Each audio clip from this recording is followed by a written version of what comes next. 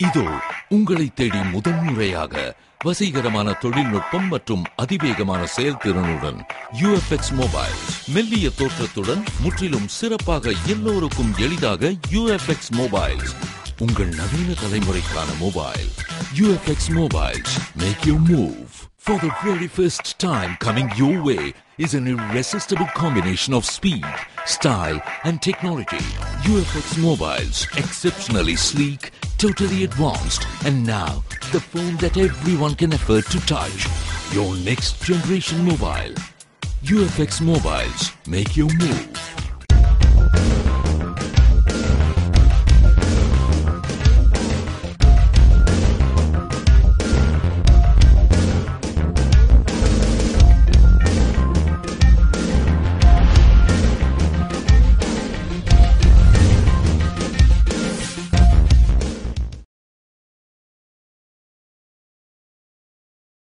வணக்கம். புதுவை சட்டசபை பட்ஜெட் கூட்டத்தொடர் ஆளுநர் உரையுடன் துவங்கியது. எதிர்க்கட்சியினர் சட்டசபை வளாகத்தில் நடத்திய அமளியால் சட்டப்பேரவை காவலர்களால் வெளியேற்றப்பட்டனர். புதுவை சட்டசபை பட்ஜெட் கூட்டத்தொடர் ஆளுநர் உரையுடன் இன்று துவங்கியது. அதனை முன்னிட்டு சட்டசபை வளாகம் மற்றும் அதனை சுற்றியுள்ள பகுதிகளில் பலத்த போலீஸ் பாதுகாப்பு போடப்பட்டிருந்தது. கூட்டத்திற்காக காலை 9:55 மணிக்கு சட்டசபைக்கு வந்த ஆளுநரை சபாநாயகர் சபாபதி மலர்கொத்து கொடுத்து உற்சாகமாக வரவேற்றார்.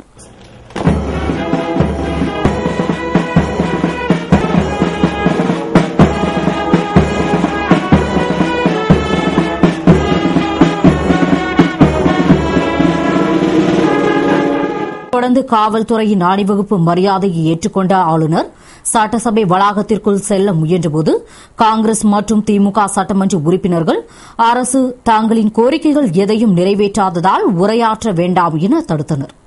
அப்போது சட்டப்பேரவை காவலர்கள் அவர்களை விலக செய்ததால் ஆளுநர் உள்ளே சென்று தமது உரையை துவக்கினார்.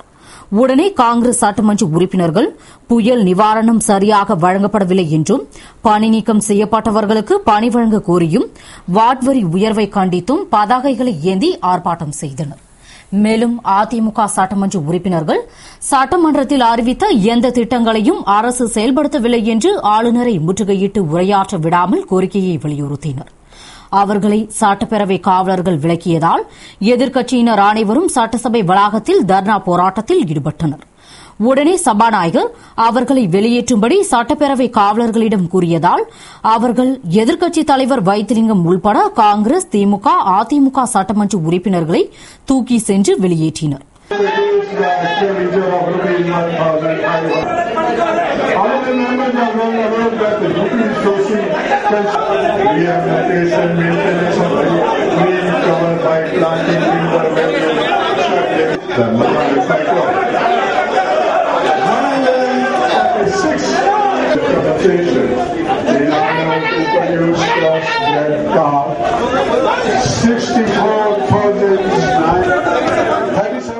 தொடர்ந்து ஆளுநர் உரையாற்றினார்.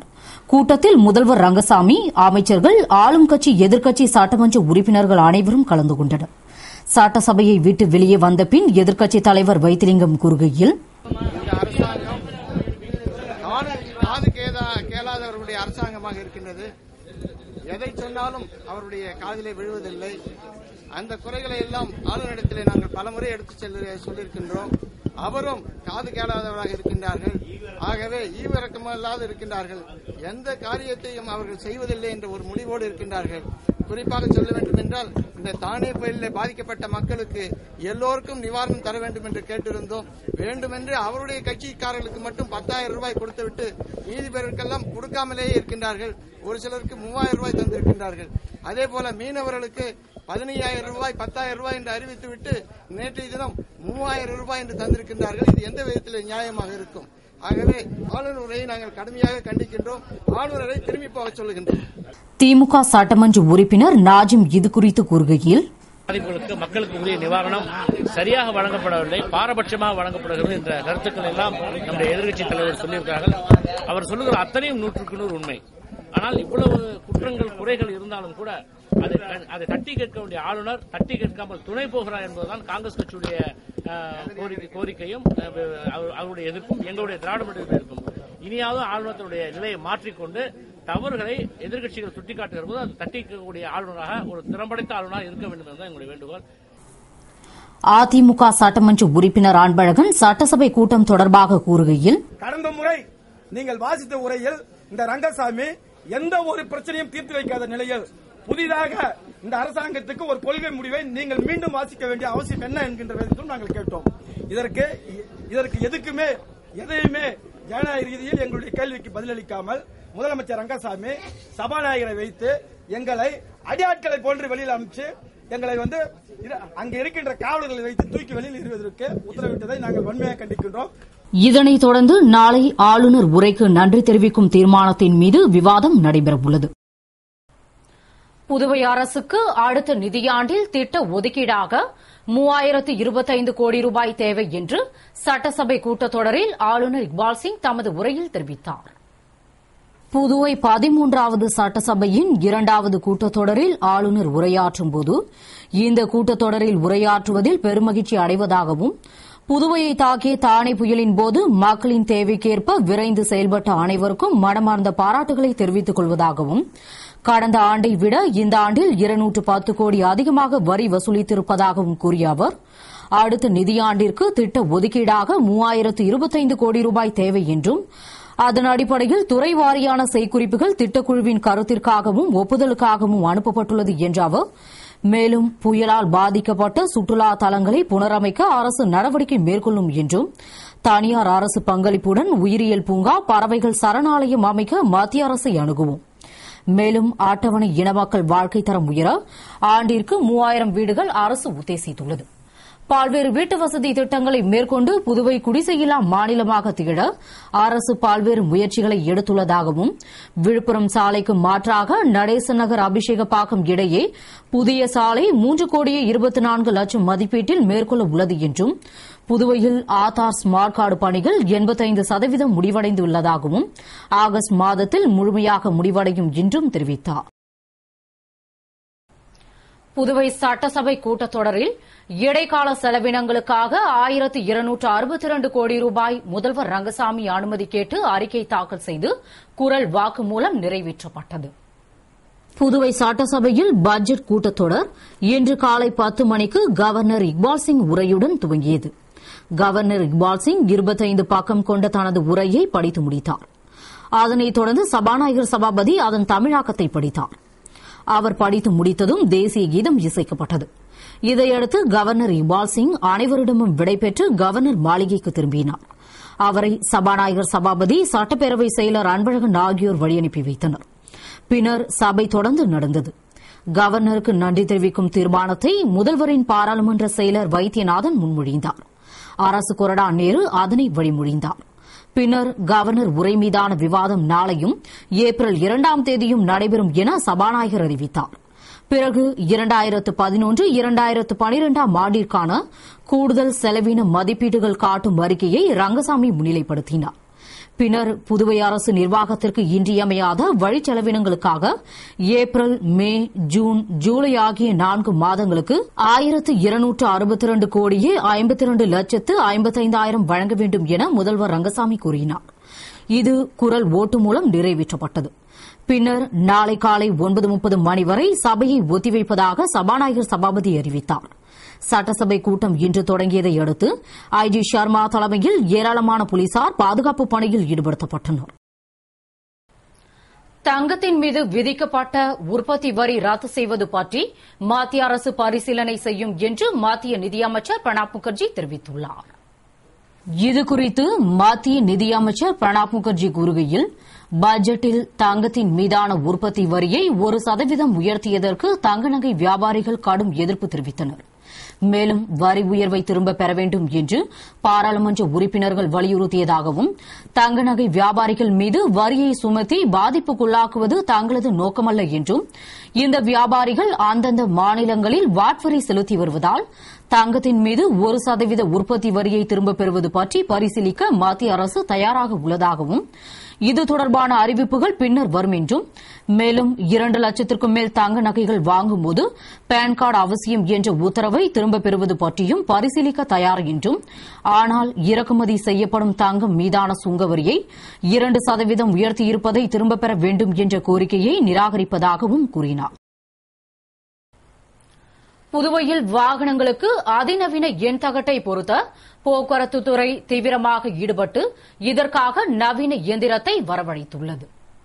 வாகனங்களை குற்ற செயல்களுக்கு பயன்படுத்துவதை தடுக்கவும், வாகனங்களை திருடி எண் தகட்டை மாற்றி ஓட்டுவதை தடுக்கவும், வாகனங்களுக்கு உயர் பாதுகாப்பு எண் தகட்டினை ஜூன் 15ஆம் தேதிக்குள் பொருத்துமாறு நாட்டில் உள்ள அனைத்து போக்குவரத்து அலுவலகங்களுக்கும் உச்சநீதிமன்றம் அறிவுறுத்தியுள்ளதை அடுத்து புதுவையில் ஓடும் 4.5 லட்சம் வாகனங்களுக்கு இந்த எண் தகட்டை பொருத்த போக்குவரத்துத்துறை திட்டமிட்டு அதன்படி எண் தகடு தயாரிக்கும் இயந்திரத்தை ஜெர்மனியில் இருந்து வரவழைத்துள்ளது. இன்னும் ஓரிரு நாளில் எண் தகடு தயாரிக்கும் பணியை முதல்வர் ரங்கசாமி துவக்கி வைத்தவுடன் அதன்பின் ஒவ்வொரு வாகனங்களுக்கும் அவர்களுக்குரிய எண் தகட்டை பொருத்தும் பணி நடக்கும் என்றும், இதற்காக 100 முதல் 350 ரூபாய் வரை கட்டணம் வசூலிக்கப்பட உள்ளது என போக்குவரத்துத்துறை தெரிவித்துள்ளது. புதுவை அரசு பள்ளிகளுக்கு ஏப்ரல் 22ஆம் தேதி கோடை விடுமுறை விடப்பட்டு ஜூன் 1ஆம் தேதி பள்ளிகள் திறக்கப்படும் என்று கல்வித்துறை அறிவித்துள்ளது. புதுவை அரசு பள்ளிகளில் 6 மற்றும் 7ஆம் வகுப்புகளுக்கான ஆண்டு தேர்வு ஏப்ரல் 16ஆம் தேதி துவங்கி 20ஆம் தேதியுடனும், 8ஆம் வகுப்பிற்கான தேர்வு மார்ச் 31ஆம் தேதி துவங்கி ஏப்ரல் 6ஆம் தேதியுடனும், 9ஆம் வகுப்பிற்கான ஆண்டு தேர்வு ஏப்ரல் 11ஆம் தேதி துவங்கி 20ஆம் தேதியுடனும், 11ஆம் வகுப்பிற்கான தேர்வு ஏப்ரல் 9ஆம் தேதி துவங்கி 20ஆம் தேதியுடனும் முடிவடைகிறது என்றும், ஏப்ரல் 20ஆம் தேதியே தேர்வுகள் முடிந்தாலும் 21ஆம் தேதி பள்ளிகள் செயல்படும் என்றும், ஏப்ரல் 22ஆம் தேதி முதல் மே 31ஆம் தேதி வரை கோடை விடுமுறை விடப்பட்டுள்ளதாகவும், ஜூன் 1ஆம் தேதியன்று பள்ளிகள் திறக்கப்படும். மேலும் 1 முதல் 5ஆம் வகுப்புகளுக்கான ஆண்டு தேர்வு அட்டவணை இதுவரை தயாராகவில்லை. எனினும் இந்த வகுப்புகளுக்கு ஏப்ரல் 16ஆம் தேதி துவங்கி 21ஆம் தேதி வரை தேர்வு நடைபெறும் என்று கல்வித்துறை அறிவித்துள்ளது. தனியார் பள்ளிகள் தேர்வு மற்றும் விடுமுறை குறித்து ஆலோசித்து வருவதாக கூறப்படுகிறது. புதுவையில் பணி நீக்கம் செய்யப்பட்ட ஊழியர்கள் பேரணியாக வந்து சட்டசபையை முற்றுகையிட முயன்றதால் போலீசாரால் கைது செய்யப்பட்டனர். புதுவையில் பாசிக், பாப்ஸ்கோ, காமராஜர் வேளாண் அறிவியல் நிலையம், கால்நடை மருத்துவக் கல்லூரி உள்ளிட்ட இடங்களில் 4000த்திற்கும் மேற்பட்ட ஊழியர்களை பணிநீக்கம் செய்ததால் அவர்கள் பலகட்ட போராட்டம் நடத்தி வந்த நிலையில் சட்டசபை கூட்டத்தொடர் துவங்கிய நாளான இன்று கம்பன் கலையரங்கில் இருந்து கருப்பு கொடி ஏந்தி ஊர்வலமாக புறப்பட்டு அண்ணா சாலை, நேரு வீதி வழியாக சட்டசபை நோக்கி சென்றனர். அவர்களை செஞ்சி சாலை அருகே எஸ்பி ராமராஜ் தலைமையிலான போலீசார் வழிமறித்ததால் அவர்களுக்கும் போலீசாருக்கும் இடையே வாக்குவாதம் ஏற்பட்டது. பின்னர் மிஷன் வீதி வழியாக அவர்கள் சட்டசபை நோக்கி வந்தனர். அவர்களை போலீசார் மாதாகோவில் அருகே தடுத்து நிறுத்தியதால் அரசிற்கு எதிராக கோஷமிட்டனர். இதனால் போலீசார் 400க்கும் மேற்பட்டோரை கைது செய்து கரிகுடோனுக்கு கொண்டு சென்றனர். இதனால் அங்கு பரபரப்பு ஏற்பட்டது. இந்நிலையில் எதிர்க்கட்சித் தலைவர் வைத்திலிங்கம், மாநில காங்கிரஸ் தலைவர் ஏ.வி. சுப்பிரமணியன், சட்டமன்ற உறுப்பினர்கள் நமச்சிவாயம், லட்சுமி நாராயணன் ஆகியோர் கைது செய்யப்பட்டவர்களை சந்தித்து அவர்களுக்கு மீண்டும் பணி கிடைக்கும் வரை ஓயாமல் போராட்டம் செய்து வேலை வாங்கி தருவதாக உறுதியளித்து ஆறுதல் கூறினர். இதனால் அங்கு மீண்டும் பரபரப்பு ஏற்பட்டது. எய்ட்ஸ் நோயை கட்டுப்படுத்த ஜிப்மர் தொடர் சேவையாற்றும் என்று ஜிப்மர் மருத்துவமனையில் நடைபெற்ற உலக இளைஞர் தின விழாவில் நிர்வாக இயக்குநர் பேசினார். புதுவை கோரிமேடு ஜிப்மர் மருத்துவமனையில் செவிலியர் கல்லூரி சென்னாடா மற்றும் பாண்டிச்சேரி எய்ட்ஸ் கட்டுப்பாட்டு சங்கம் இணைந்து சூப்பர் ஸ்பெஷாலிட்டி பிளாக்கில் உலக இளைஞர் தினத்தை கொண்டாடியது. செவிலியர் கல்லூரி முதல்வர் டாக்டர் ரேவதி வரவேற்று பேசிய விழாவில் ஜிப்மர் இயக்குநர் டாக்டர் ரவிக்குமார் தலைமை தாங்கி HIV பற்றிய பேச்சுப் போட்டியில் வெற்றி பெற்ற மாணவர்களுக்கு பரிசுகளை வழங்கி பேசுகையில் ஜிப்மர் நிர்வாகம் கல்வி மற்றும் மருத்துவத்தில் தொடர்ந்து சேவை செய்து வருவதாகவும், இதற்கு மருத்துவர்கள் மற்றும் ஊழியர்கள் முழு ஒத்துழைப்பு அளிப்பதாகவும், மனித குலத்திற்கு சவாலாக விளங்கும் எய்ட்ஸ் நோயை கட்டுப்படுத்துவதில் தொடர்ந்து பல்வேறு திட்டங்களையும் பணிகளையும் செய்து வரும் மருத்துவமனை நிர்வாகம் இந்நோயை ஒழிக்க தொடர்ந்து பாடுபடும் என்று பேசினார். தொடர்ந்து ரத்த பரிமாற்றத்துறை தலைவர் டாக்டர் சுப்பையா, எய்ட்ஸ் கட்டுப்பாட்டு சங்க ரத்த தர கட்டுப்பாட்டு அலுவலர் உள்ளிட்டோர் சிறப்புரையாற்றிய விழாவில் செவிலிய கல்லூரி பேராசிரியர்கள், மாணவிகள், அலுவலர்கள் கலந்து கொண்டனர். புதுவையில் தானே புயலால் சேதமடைந்த படகுகளுக்கு அறிவித்த நிவாரணத் தொகைக்கான அரசாணையை முதல்வர் ரங்கசாமி நேற்று நள்ளிரவில் வழங்கினார். புதுவை அரசு ஏற்கனவே அறிவித்திருந்தபடி மீனவர்களுக்கு புயலால் சேதமடைந்த படகு உரிமையாளர்களுக்கு நிவாரணத் தொகை வழங்க அரசாணையை நேற்று நள்ளிரவில் முதல்வர் ரங்கசாமி வழங்கினார்.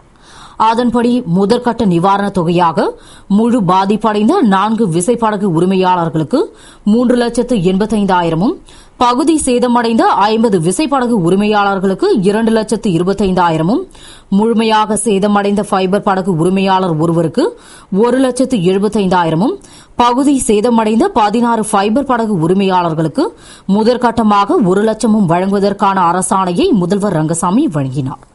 நிகழ்ச்சியில் சபாநாயகர் சபாபதி, துணை சபாநாயகர் TPR செல்வம், அமைச்சர்கள் சந்திரகாசு, பன்னீர்செல்வம், ராஜவேலு, தியாகராஜன், சட்டமன்ற உறுப்பினர்கள் நேரு, வைத்தியநாதன், தமிழ்ச்செல்வன், கல்யாணசுந்தரம், அசோக் ஆனந்த், அங்காளன், கார்த்திகேயன், மீன்வளத்துறை இயக்குநர் ராமலட்சுமி, AFT தலைவர் பாலன், மீன்வளம் மற்றும் மீன்வளத்துறை அதிகாரிகள் உடனிருந்தனர். பட்ஜெட் கூட்டத்தொடர் நடப்பதை முன்னிட்டு காங்கிரஸ், திமுக தலைவர்கள் மற்றும் சட்டமன்ற உறுப்பினர்களின் ஆலோசனைக் கூட்டம் நடைபெற்றது.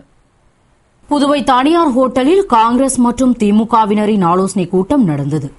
காங்கிரஸ் தலைவர் AV சுப்பிரமணியன், முன்னாள் முதல்வரும் எதிர்க்கட்சித் தலைவருமான வைத்திலிங்கம், முன்னாள் முதல்வரும் திமுக மாநில அமைப்பாளருமான ஜானகிராமன், திமுக சட்டமன்ற உறுப்பினர்கள் நாஜும், நந்தா சரவணன், காங்கிரஸ் சட்டமன்ற உறுப்பினர்கள் வல்சராஜ், லட்சுமி நாராயணன், மல்லாடி கிருஷ்ணராவ், நமச்சிவாயம், தேனி ஜெயக்குமார், திருமுருகன் ஆகியோர் கலந்து கொண்ட கூட்டத்தில் பட்ஜெட் கூட்டத்தொடரில் விவாதிக்கப்படும் விஷயங்கள் குறித்து ஆலோசிக்கப்பட்டது.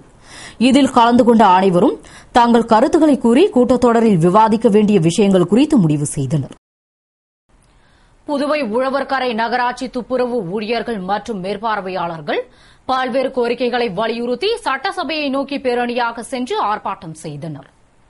புதுவை உழவர்கரை நகராட்சி துப்புரவு ஊழியர்கள் மேற்பார்வையாளர்கள் தொழிற்சங்கங்களின் போராட்ட கூட்டுக்குழுவினர் 6வது ஊதியக்குழு அறிவித்த கிரேடு பே ஊதியத்தின் நிலுவைத் தொகையினை வழங்க வேண்டும், பணிக்காலத்தில் இறந்த ஊழியர்களின் வாரிசுதாரர்கள் மற்றும் பணி ஓய்வு பெற்ற ஊழியர்களுக்கு பென்ஷன் மற்றும் பணிக்கொடையினை காலத்தோடு வழங்க வேண்டும் என்பது போன்ற பல்வேறு கோரிக்கைகளை வலியுறுத்தி கம்பன் கலையரங்கம் அருகில் இருந்து கோரிக்கை அட்டைகளை ஏந்தியபடி ஊர்வலமாக சட்டசபை வரை சென்று கண்டன ஆர்ப்பாட்டம் நடத்தினர். குழு தலைவர் கண்ணன் தலைமையில் செயலாளர் பழனிவேலு முன்னிலையில் நடந்த ஆர்ப்பாட்டம் மற்றும் பேரணியில் திரளான ஊழியர்கள் கலந்து கொண்டு கோரிக்கைகளை வலியுறுத்தி கோஷமிட்டனர். புதுவை வில்லியனூர் கோர்க்காடு வழியே பேருந்து சரிவர இயங்காததால் பாதிப்படைந்த மக்கள் அரசு பேருந்தை சிறைப்பிடித்து போராட்டத்தில் ஈடுபட்டனர்.